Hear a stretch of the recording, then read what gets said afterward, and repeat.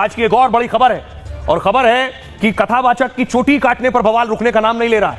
जाति पर बवाल और बढ़ गया है, कलेश शुरू हो गया है। तस्वीर में आपको दिखाऊं, इस तस्वीर के बाद अखिलेश लगातार हमलावर है। योगी आदित्यनाथ कह चुके हैं कि अखिलेश बाकायदा जाति में बांटने की कोशिश कर रहे हैं। अगली तस्वीर में आपको दिखाऊं, योगी खुद आकर जवाब दे चुके हैं। लेकिन अब ये लड़ाई बाबा बागेश्वर बनाम अखिलेश हो गई है।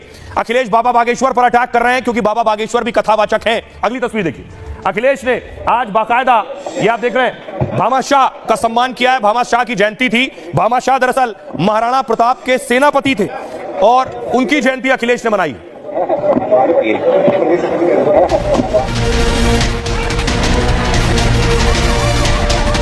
पिछली सरकारों को जातीय संघर्ष कराने से और जातीय संघर्ष के आधार पर प्रदेश को पहचान के संकट से गुजारने में उन लोगों को फुर्सत ही नहीं थी। कथावाचकों की चोटी काटने से शुरू हुआ विवाद जाति वाले घमासान में बदल गया है और इस घमासान पर अब भारी सियासत भी शुरू हो गई है। जाति वाले विवाद पर अखिलेश रोज एक नया तीर चलाते हैं। योगी के बाद अब अखिलेश ने बाबा बागेश्वर पर निशाना साधा है। कोई किसी की हैसियत है कि धीरेन्द्र शास्त्री को बुला ले अपने घर कथा के लिए?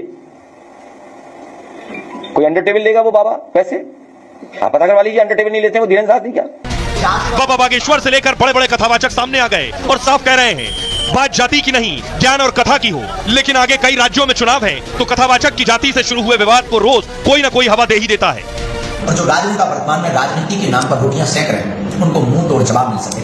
अब अपनी राजनीतिक राष्ट्रवाद के नाम पर रोटियां ना सके।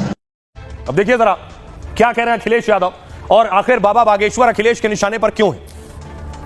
अखिलेश यादव कह रहे हैं धीरेन्द्र शास्त्री जैसे कथावाचक को भला कौन बुला सकता है।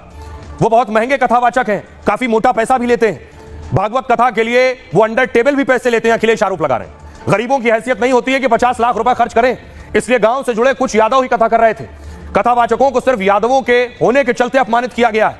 यादव जाति के थे ये कथावाचक, पहले भी इन्हीं गांव में कथा करवाते रहे।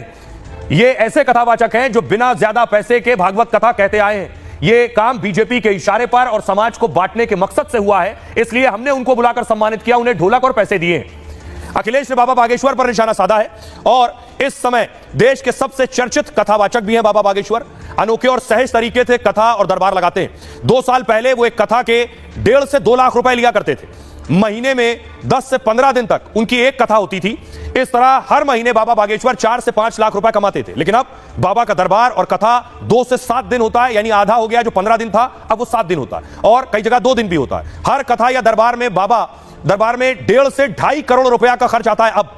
हालांकि बाबा सिर्फ पैसों के लिए भागवत कथा नहीं करते, कथा के साथ वो सनातन का प्रचार प्रसार भी करते हैं। इसलिए पहले से तैयारी और उनकी मंजूरी जरूरी होती है। भक्तों की संख्या और इंतजाम के हिसाब से फैसला लेते हैं। उनकी कोशिश होती है कि हर